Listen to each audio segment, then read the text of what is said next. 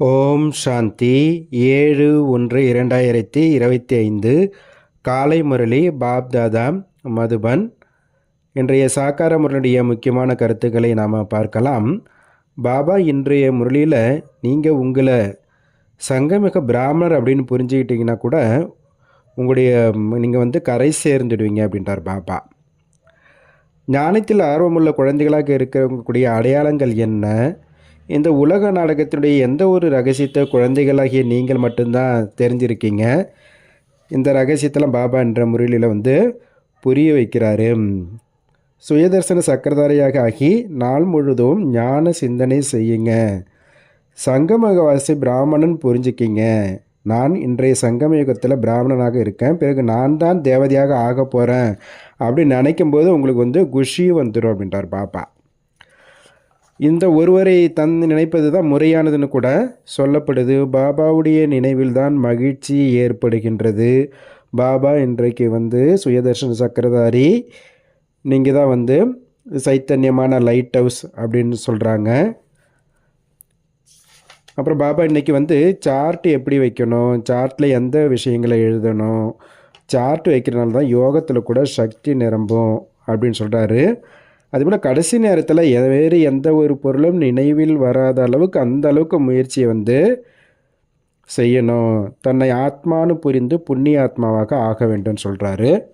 வாங்க இன்றைய முரளிய முக்கியமான கருத்துக்களை நாம் பார்க்கலாம். பாபா சொல்கிறாங்க, இனிமையான குழந்தைகளே, நீங்கள் தன்னைத்தான் சங்கமிக பிராமணர் என புரிந்து கொள்வதன் மூலம் சத்யுகத்தின் மரம், அதாவது புது உலகம் உங்கள் பார்வையில் தென்படும். மேலும் அளவற்ற மகிழ்ச்சியில் இருப்பீர்கள். கேள்வி கேட்குறாரு, யார் ஞானத்தில் ஆர்வமுள்ள குழந்தைகளாக இருக்கிறார்களோ அவர்களின் அடையாளம் என்ன? பாபா பதில் சொல்கிறாங்க, அவர்கள் தங்களிடையே ஞானத்தின் விஷயங்களை பற்றி தான் பேசுவார்கள். ஒரு பொழுதும் பிற விஷயங்களை பற்றி சிந்தனை செய்ய மாட்டார்கள். ஏகாந்தமாக தனிமையில் சென்று ஞானத்தை ஆழமாக சிந்தனை செய்வார்கள். பாபா இன்னொரு கேள்வி கேட்குறாரு, இந்த உலக நாடகத்தில் எப்படிப்பட்ட ரகசியத்தை குழந்தைகள் நீங்கள் மட்டுமே அறிந்துள்ளீர்கள்? பாபா பதில் சொல்கிறாங்க, இந்த உலகத்தில் ஒரு சிவபாபாவை தவிர வேறு எந்த பொருளும் நிலையானது இல்லை. பழைய உலகத்தை சேர்ந்த ஆத்மாக்களை புது உலகிற்கு அழைத்து செல்வதற்கு யாராவது ஒருவர் வேண்டும் அல்லவா? இது கூட நாடகத்தின் ரகசியம் என குழந்தைகள் நீங்கள் அறிந்துள்ளீர்கள் அப்படின்றாரு. ஓம் சாந்தி. ஆன்மீக குழந்தைகளுக்காக புருஷோத்தம சங்கமயுகத்தில் வரக்கூடிய தந்தை புரிய வைக்கின்றார். நாம் பிராமணர்களாக இருக்கின்றோம் என குழந்தைகள் புரிந்துள்ளார்கள். தன்னை பிராமணர் என புரிந்துள்ளீர்களா அல்லது இதையும் மறந்து விட்டீர்களான்னு கேட்குறார் பாபா. பிராமணர்களுக்கு தன்னுடைய குலம் மறப்பதில்லை. நாம் பிராமணராக இருக்கின்றோம் என்ற நினைவு உங்களுக்கு அவசியம் இருக்க வேண்டும். இந்த ஒரு விஷயத்தை நினைத்தாலே நீங்கள் கரை சேர்ந்து விடுவீர்கள் அப்படின்றார் பாபா. சங்கம யுகத்தில் நீங்கள் புது புது விஷயங்களை கேட்கிறீங்க. ஆகவே இதை பற்றி சிந்தனை செய்ய வேண்டும். இதைத்தான் ஞானத்தை ஆழமாக சிந்திப்பது என கூறப்படுகின்றது. நீங்கள் ஞானி யோகிகள். உங்களுடைய ஆத்மாவில் முழு ஞானமும் நிறைந்துள்ளது. ஆகவே உங்கள் மூலம் ஞான ரத்தினங்கள் வெளிப்பட வேண்டும். தன்னைத்தான் சங்கமிக பிராமணர் என புரிந்து கொள்ள வேண்டும். சிலருக்கு இது கூட புரியவில்லை. தன்னைத்தான் சங்கமயுகத்தை சேர்ந்தவர் என புரிந்து கொண்டால் சத்யுகத்தின் மரம் உங்கள் பார்வையில் தென்படும். அளவற்ற மகிழ்ச்சியும் ஏற்படும். தந்தை எதை புரிய வைக்கின்றாரோ அதனை உங்களுக்குள் திரும்ப திரும்ப சிந்தனை செய்ய வேண்டும். நாம் சங்கமயுகத்தில் இருக்கின்றோம், இது கூட உங்களை தவிர வேறு யாருக்கும் தெரியவில்லை. சங்கமயுகத்தின் படிப்பிற்கும் நேரம் தேவைப்படுகின்றது. இந்த ஒரே ஒரு படிப்பு தான் நரனிலிருந்து நாராயணராக, நரகவாசியிலிருந்து சொர்க்கவாசியாக ஆக்கக்கூடியது. நாம் மீண்டும் தேவதைகளாக சொர்க்கவாசியாக ஆகின்றோம் என்ற நினைவின் மூலம் மகிழ்ச்சி ஏற்படும். சங்கமிகவாசியாக இருந்தால்தான் சொர்க்கவாசியாக ஆவீர்கள். இதற்கு முன் நரகவாசியாக இருந்தீர்கள். அப்பொழுது மிகவும் கெட்ட நிலையில் கெட்ட காரியம் செய்தீர்கள். இப்பொழுது அதனை நீக்க வேண்டும். மனிதனிலிருந்து தேவதையாக சொர்க்கவாசியாக ஆக வேண்டும். யாருடைய மனைவியாவது இறந்துவிட்டால் அவரிடம் உங்கள் மனைவி எங்கே என கேட்டால் சொர்க்கவாசியாகிவிட்டார் என சொல்வார்கள். சொர்க்கம் என்றால் என்ன என்பது அவர்களுக்கு தெரியாது. ஒருவேளை இறந்தவர்கள் சொர்க்கவாசியானால் மகிழ்ச்சி அடைய வேண்டும் அல்லவா? அவர் சொர்க்கத்துக்கு போயிட்டாருன்னா சந்தோஷம் தானே படணும், அப்படியே துக்கப்படுறாங்க. இப்பொழுது குழந்தைகள் மூலம் நீங்கள் இந்த விஷயங்களை அறிந்துள்ளீர்கள். நாம் இப்பொழுது சங்கமயுகத்தில் இருக்கின்றோம், பாவனம் ஆகின்றோம் என்ற சிந்தனை உள்ளுக்குள் இருக்க வேண்டும். சொர்க்கத்தின் பிராப்தியை தந்தையிடமிருந்து அடைந்து கொண்டிருக்கின்றோம். இதனை அடிக்கடி சிந்தனை செய்ய வேண்டும், மறக்கக்கூடாது. ஆனால் மாயை என்ன பண்ணுது? மறக்க வச்சிடுது, ஒரேடியாக கலியுகவாசியாக ஆக்கிடுது அப்படின்றார் பாபா. பிறகு மகிழ்ச்சி ஏற்படுறது கிடையாது, பிறகு அந்த முகம் கூட அப்படியே மாறி போயிடுது அப்படின்றார் பாபா. நாம் மனிதனிலிருந்து தேவதையாக ஆகின்றோம், ஆகவே அவ்வளவு மகிழ்ச்சி இருக்க வேண்டும் அல்லவா? அதீந்திரிய சுகத்தின் அனுபவத்தை பற்றி கோபியரிடம் கேளுங்கள் என மகிமை செய்யப்படுகின்றது. நமக்கு அவ்வாறு உணவு ஏற்படுதா? நீங்கள் உங்கள் மனசை கேளுங்க அப்படின்றார் பாபா. இந்த ஈஸ்வரிய அமைப்பு சூத்திரனிலிருந்து பிராமணராக, பிராமணிலிருந்து தேவதையாக ஆக்குகின்றது. நாம் பிராமணராக இருக்கின்றோம், இதை மறக்கக்கூடாது.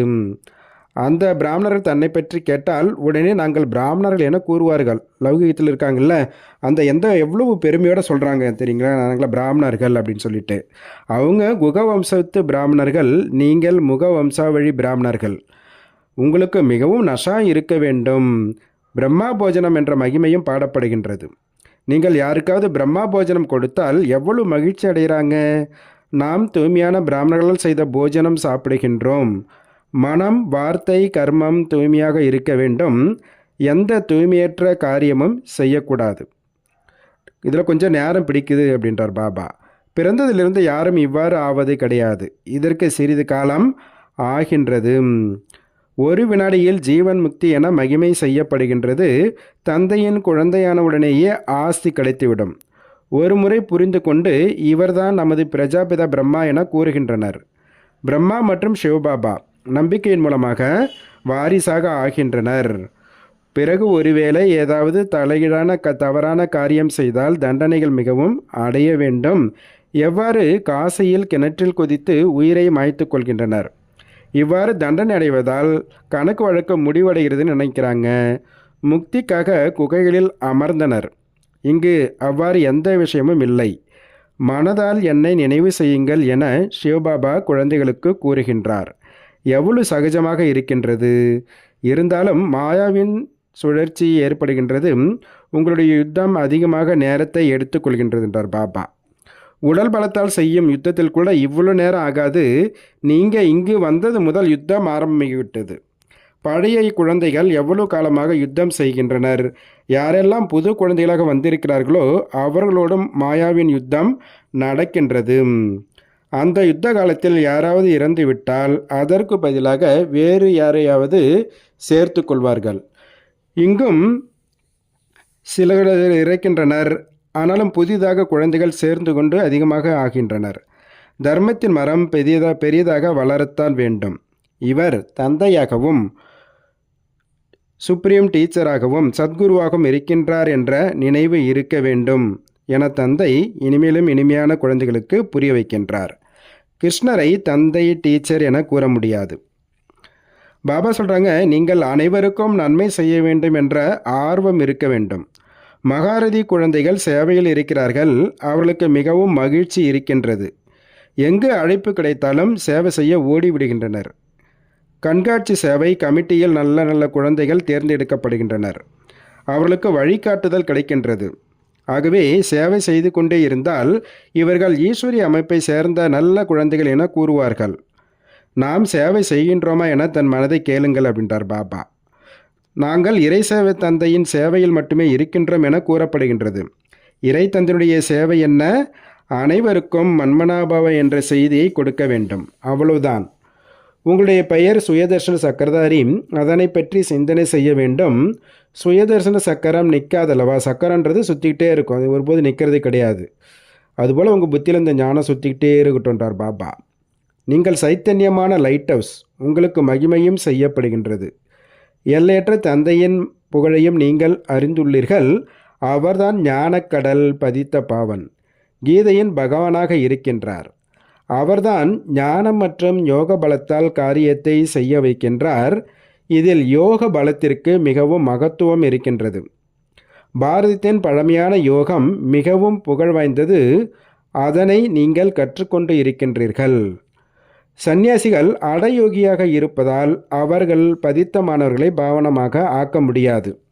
ஒரு தந்தையிடம் மட்டுமே ஞானம் இருக்கின்றது. ஞானத்தின் மூலமாகவே நீங்கள் பிறவி எடுக்கின்றீர்கள். கீதை தந்தைக்கு சமானமாக கூறப்படுகின்றது. தாய் தந்தை அல்லவா? நீங்கள் சிவபாபாவின் குழந்தைகள். பிறகு தாய் தந்தையும் வேண்டும் அல்லவா? மகிமை பாடுகின்றார்கள் மனிதர்கள். பக்தியில் பாருங்களே, தாயும் நீயே தந்தையும் நீயே. ஆனால் எதையும் புரிஞ்சுக்கிறது கிடையாது. பாபா சொல்கிறாங்க இதனுடைய அர்த்தம் ரொம்ப ஆழமானது. இறை தந்தைன்னு சொல்கிறாங்க, பிறகு தாய் தந்தையும் ஏன் அழைக்கப்படுகிறது? இதெல்லாம் ரொம்ப ஆழமான விஷயன்றார் பாபா. சரஸ்வதி நடைமுறையில் இருந்தாலும் உண்மையான தாயாக பிரம்மாபுத்திரர் இருக்கின்றார் என பாபா புரிய வைக்கின்றார். கடல் மற்றும் பிரம்மாபுத்திரர் இருக்கின்றனர். முதலில் இவர்களுக்குள் சந்திப்பு ஏற்படுகின்றது. பாபா இவருக்குள் வந்திருக்கின்றார். இவை எவ்வளவு ஆழமான விஷயங்களாகும் அப்படின்றார் பாபா. நிறைய குழந்தைகளின் புத்தியில் இந்த விஷயங்கள் இல்லாததால் ஞான சிந்தனை செய்வது கிடையாது. சாதாரண புத்தி உடையவர்கள் சாதாரண பதவி தான் அடைவாங்க. தன்னைத்தான் ஆத்மா என புரிந்து கொள்ளுங்கள் என அனைவருக்கும் தந்தை புரிய வைக்கின்றார். இதுவும் சகஜம் அல்லவா? நம் ஆத்மாக்களின் தந்தை பரமாத்மா. மனதால் என்னை மட்டும் நினைவு செய்தால் பாவங்கள் அழியும் என ஆத்மாக்களாகிய உங்களுக்கு அவர் கூறுகின்றார். இது முக்கியமான விஷயமாகும் அப்படின்றார் பாபா. பாபா சொல்கிறாரு, என்னை நினைவு செய்தால் உங்களுடைய பாவங்கள் நீங்கும். நீங்கள் என்னோடு வீட்டிற்கு வருவீர்கள். சாந்திதாமம் வழியாக சுகதாமம் செல்வீர்கள் என தந்தை கூறுகின்றார். முதலில் வீட்டிற்கு செல்ல வேண்டும். என்னை நினைவு செய்வதால் நீங்கள் தூய்மையாக ஆவீர்கள். நீங்கள் வீட்டிற்கு வருவதற்காக பதித்த பாவனான நான் உங்களை தூய்மையாக்குகின்றேன் என தந்தை கூறுகின்றார். இப்பொழுது காலச்சக்கரம் முடிவடைகிறது. இதில் நாம் அனைவரும் இத்தனை பிறவிகள் எடுத்தோம். இப்படிப்பட்ட விஷயங்களை தனக்குள் சொல்லி பார்க்க வேண்டும். இப்போது பதித்த நிலையிலிருந்து பாவனமாக்குவதற்காக தந்தை வந்திருக்கின்றார். யோக பலத்தின் மூலமாகவே பாவனமாவீர்கள். இந்த யோக பலம் மிகவும் புகழ் வாய்ந்தது. இதை தந்தை மட்டுமே கற்றுத்தருகின்றார். இதில் சரீரத்தில் செய்வதற்கான விஷயம் இல்லை. எனவே முழு நாளும் இந்த பற்றி விஷயங்களை சிந்தனை செய்ய வேண்டும். ஏகாந்தமாக தனிமையில் நீங்கள் எங்கே வேணாலும் அமர்ந்து புத்தியில் இதனை சிந்திக்கணும் அப்படின்றார் பாபா. ஏகாந்தமாக இருப்பதற்கு நிறைய இடம் இருக்குது. மேல் மாடி இருக்குது. முன்பெல்லாம் நீங்கள் காலை முரளி வகுப்பு முடிந்தவுடன் மலை மேல் சென்று வந்தீர்கள். பாபா முரளி முடிச்சுட்டு குழந்தைகளை அந்த மலையில் போயிட்டு வகுப்பில் கேட்ட விஷயங்களை சிந்தனை செய்வதற்காக பாபா மலைக்கெல்லாம் கூட்டு போயிருந்தார். யார் ஞானத்தில் ஆர்வமாக இருக்கிறார்களோ அவர்கள் தங்களுக்குள் ஞானத்தின் விஷயங்களை மட்டுமே பேசுவார்கள். ஞானம் இல்லையெனில் பரசிந்தனை செய்வார்கள். கண்காட்சியில் நீங்கள் எத்தனை பேருக்கு வழிகாட்டுகிறீர்கள்? தம்முடைய தர்மம் மிகவும் சுகம் தரக்கூடியது என நீங்கள் அறிந்துள்ளீர்கள். தந்தையை நினைவு செய்யுங்கள் என பிற தர்மத்தை சேர்ந்தவர்களுக்கும் புரிய வையுங்கள். இவர்கள் முஸ்லீமாக இருக்கிறார்கள், இவர்கள் வேறு தர்மத்தினராக இருக்கிறார்கள் என நினைக்காதீங்க அப்படின்றார் பாபா. வரக்கூடியவர்கள் ஆத்மாவை பாருங்கள், ஆத்மாவுக்கு புரிய வையுங்க. கண்காட்சியில் புரிய வைக்கும் பொழுது நான் ஆத்மா சகோதர ஆத்மாவுக்கு புரிய வைக்கின்றேன் என்ற பயிற்சி செய்யுங்கள் அப்படின்றார் பாபா. இப்பொழுது நமக்கு தந்தையிடமிருந்து பிராப்தி கிடைக்கின்றது. தன்னைத்தான் ஆத்மா என்று புரிந்து என்னுடைய சகோதர ஆத்மாவிற்கு ஞானம் தருகின்றேன் என்ற நினைவோடு இப்பொழுது நீங்கள் தந்தையிடம் செல்ல வேண்டும். நீண்ட காலமாக பிரிந்து விட்டார்கள். ஆத்மாவும் பரமாத்மா ரொம்ப காலம் பிரிஞ்சிருந்தாங்க. அந்த இடம் சாந்திதாமம். இங்கு துக்கம் அசாந்தி இருக்கின்றது. தன்னைத்தான் ஆத்மா என்ற பயிற்சி செய்வதால் பெயர் தோற்றம் தேகத்தின் அனைத்து விஷயங்களும் மறந்துவிடும். இவங்க முஸ்லீமாக இருக்காங்கன்னு ஏன் நினைக்கிறீங்க? ஆத்மா என புரிந்து புரிய வையுங்கள் அப்படின்றார் பாபா. இந்த ஆத்மா நன்றாக இருக்கிறார்களா இல்லை என புரிஞ்சு கொள்ள முடியும். கெட்டவர்களாக இருந்தால் விலகிவிட வேண்டும் என்று ஆத்மாவிற்காக கூறப்படுகின்றது. பாபா இப்படியெல்லாம் சேவை செய்யணும் கூட பாபா புரிய வைக்கிறார். பாபா, நீங்கள் தங்களுக்குள் சகோதர ஆத்மாக்கள் சாகாரத்தில் வந்த பிறகு சகோதரன் சகோதரியாக ஆகின்றீர்கள். தந்தை நினைவு செய்வதன் மூலம் நீங்கள் உலகிற்கு எஜமானராக ஆவீர்கள். மாயாவிடம் தோல்வி அடைந்தாலும் உடனடியாக நிமிர்ந்து நில்லுங்கள் என்று புரிய வைக்கப்படுகின்றது. எவ்வளவு உறுதியாக நிற்கின்றீர்களோ அவ்வளவு பிராப்தி ஏற்படும். லாபம் மற்றும் நஷ்டம் இருக்கிறதல்லவா? அரைக்கல்பத்திற்கு சேமிப்பு, பிறகு ராவண ராஜ்யத்தில் நஷ்டம் ஏற்படுகின்றது. இதுக்கும் கணக்கு இருக்கிறதல்லவா? தோல்வியால் நஷ்டம், வெற்றியால் லாபம் ஏற்படுகின்றது. ஆகவே தன்னைத்தான் முழுமையாக சோதனை செய்ய வேண்டும். தந்தையை நினைவு செய்வதால் உங்களுக்கு மகிழ்ச்சி ஏற்படும். பக்தியில் கூட மகிமை பாடுறாங்க, இதுவும் அர்த்தம் தெரியாமல் பாடிட்டுருக்காங்க. ஆனால் நீங்கள் புரிஞ்சுக்கிட்டு செய்கிறீங்க. நீங்கள் ஒருபோதும் பூஜையெல்லாம் செய்கிறது கிடையாது. ஒரு தந்தையை நினைப்பதே முறையானதாகும் என கூறப்படுகின்றது. குழந்தைகளுக்கு தந்தையே கற்பிக்கின்றார். நீங்கள் எந்த விதமான கேள்வி கேட்பதற்கும் அவசியமில்லை. காலச்சக்கரத்தின் நினைவில் இருக்க வேண்டும். எப்படி நாம் மாயாவை வெற்றி அடைந்தோம், பிறகு தோல்வி அடைந்தோம் என்பதை புரிந்து கொள்ள வேண்டும். நம்ம மனசில் ஏதாவது கேள்வி இருந்தால் கூட பாபா என்ன பண்ணுவார், முரளியில் ஆன்சர் கொடுத்துருவார். மாயாவிடம் தோல்வி அடைவதால் 100 மடங்கு தண்டனை ஏற்படும் என தந்தை புரிய வைக்கின்றார். இந்த சத்யநாராயணுடைய கதையை பற்றி யாருக்கும் தெரியாது. கீதையை தனியாகவும் சத்யநாராயணன் கதையை தனியாகவும் காட்டியிருக்காங்க. இந்த கீதை நரனிலிருந்து நாராயணர் ஆக்கக்கூடியது. பாபா சொல்கிறாங்க, நான் உங்களை நரனிலிருந்து நாராயணராக ஆவதற்கான கதை சொல்கின்றேன் என தந்தை கூறுகின்றார். இதனை கீதை என்றும் அமரநாத் கதை என்றும் சொல்லலாம். தந்தை மட்டுமே 3வது கண்ணை கொடுக்கின்றார். நாம் தேவதையாக ஆகின்றோம். எனவே குணங்களையும் அவசியம் கொண்டு வர வேண்டும் என்பதையும் நீங்கள் அறிந்துள்ளீர்கள். இந்த உலகில் எந்த பொருளும் நிலையானது கிடையாது. எல்லாம் மாறிட்டே இருக்கும். உலகில் மாறாதவர், நிலையானவர் ஒரே ஒரு சிவபாபா மட்டுமே நிலையானவர். மற்ற அனைவரும் கீழே இறங்கித்தான் வர வேண்டும். ஆனால் அவரும் சங்கமுகத்தில் அனைவரையும் அழைத்து செல்கின்றார். பாபா சொல்கிறாங்க, இப்போ பழைய உலகத்தை சேர்ந்த ஆத்மாக்களை புது உலகத்திற்கு அழைச்சிட்டு போகிறக்கா யாராவது ஒருத்தர் வேண்டும் இல்லையா? இது நாடகத்திற்குள் இதெல்லாம் ரகசியங்கள் அப்படின்றார் பாபா. தந்தை தூய்மையாக ஆக்குகின்றார். எந்த ஒரு மனிதரையும் பகவான்னு சொல்ல முடியாது. ஆத்மாவுடைய இறக்கைகள் துண்டிக்கப்பட்டதுனால பறக்க முடிவதில்லை என தந்தை புரிய வைக்கின்றார். தந்தை ஞானம் மற்றும் யோகத்தின் இறக்கைகளை தருகின்றார். யோக பலத்தின் மூலம் உங்களுடைய பாவங்கள் அழிந்துவிடும். புண்ணிய ஆத்மாவாக ஆவீர்கள். ஆகவே முதலில் உழைக்க வேண்டும். உழைக்க வேண்டும்னா மனதால் என்னை மட்டும் நினைவு செய்யுங்கள் என்றார் பாபா. சார்ட் எழுதுங்கள் என தந்தை கூறுகின்றார். யாருடைய சார்ட் நன்றாக இருக்கிறதோ அவர்கள் எழுதுவார்கள் மற்றும் அவர்களுக்கு மகிழ்ச்சி ஏற்படும். இப்போ அனைவரும் முயற்சி செய்கின்றனர். சார்ட் எழுதவில்லை எனில் யோகத்தில் சக்தி நிறையாது. சார்ட் எழுதுவதால் நிறைய லாபம் இருக்கின்றது. சார்ட்டில் முக்கிய விஷயங்களையும் குறிப்பிட வேண்டும். அதாவது எவ்வளவு சேவை செய்தோம், நினைவில் எவ்வளவு நேரம் இருந்தோம், இவ்விரண்டு விஷயங்களையும் சார்ட்டில் எழுத வேண்டும். முயற்சி கூட அந்த மாதிரி இருக்கணும். கடைசி நேரத்தில் வேறு எந்த ஒரு பொருளின் நினைவும் வரக்கூடாது. தன்னைத்தான் ஆத்மா என புரிந்து புண்ணிய ஆத்மாவாக ஆக வேண்டும் என்றார் பாபா. பாபா தாரணிக்கான முக்கிய சாரம் சொல்கிறாங்க. ஃபஸ்ட்டு பாயிண்ட், ஏகாந்தத்தில் அமர்ந்து ஞானத்தை சிந்தனை செய்ய வேண்டும். நினைவு யாத்திரையில் இருந்து மாயா மீது வெற்றி அடைந்து கர்மாதீத் நிலையை அடைய வேண்டும். 2வது பாயிண்ட்டு, பிறருக்கு ஞானத்தை சொல்லும் பொழுது நான் ஆத்மா சகோதர ஆத்மாவிற்கு ஞானம் தருகின்றேன் என்ற நினைவு புத்தியில் இருக்க வேண்டும். பெயர், தோற்றம், தேகம் அனைத்தையும் மறக்க வேண்டும். பாவனம் ஆவதற்கான வாக்குறுதி செய்து பாவனமாகி பாவனமான உலகிற்கு எஜமானராக வேண்டும். பாபா வரம் கொடுக்குறாங்க. சுயம் தாங்கள் இச்சா மாத்திரம் அவித்யா, அதாவது ஆசை என்றால் என்னவென்றே அறியாத நிலை உடையவராக ஆகி தந்தைக்கு சமானமாக இடையராது தானம் செய்பவராகவும் பரோபகரியாகவும் ஆவீர்களாக. எப்படி பிரம்மா தந்தை சுயம் தனது நேரத்தையும் சேவைக்காக கொடுத்தார், சுயம் பணிவுடையராக ஆகி குழந்தைகளுக்கு மதிப்பு கொடுத்தார், தான் செய்த செயல்களுக்காக கிடைக்கப்பெற்ற பெயருடைய பிராப்தியையும் தியாகம் செய்தார். பாபா எல்லாத்தையும் செஞ்சு அதனுடைய பிராப்தியை கூட என்ன பண்ணிட்டாரு, தியாகம் பண்ணிட்டார். பெயர், மதிப்பு, புகழ் அனைத்திலும் பரோபகாரி ஆனார்.